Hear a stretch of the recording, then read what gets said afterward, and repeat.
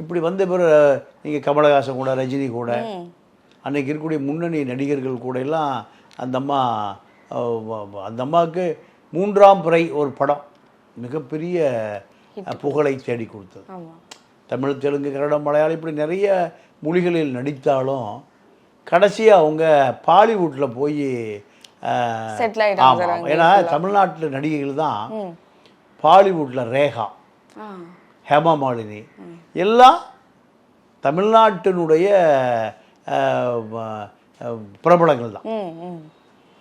அப்போ அதே வரிசையில் ஸ்ரீதேவி மும்பை பாலிவுட் படங்களில் ஸ்ரீதேவியை வட இந்தியர்கள் ஏற்றுக்கொண்டார்கள்.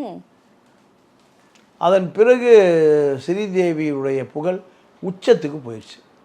போன பிறகு நீங்கள் அங்கே மிகப்பெரிய தயாரிப்பாளர் போனி கபூர் 2வது திருமணம் செஞ்சுக்கிறது நம்ம. அப்போ போனி கபூர் ஒரு தயாரிப்பாளர், பல கோடி ரூபாய் அவருக்கு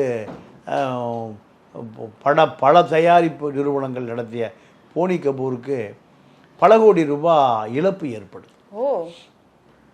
இப்போ இழப்பு ஏற்படுகிற பெரிய பண்ணை வீடு, படகு, கார்கள் இதெல்லாம் ஸ்ரீதேவிக்கு சொந்தமானது.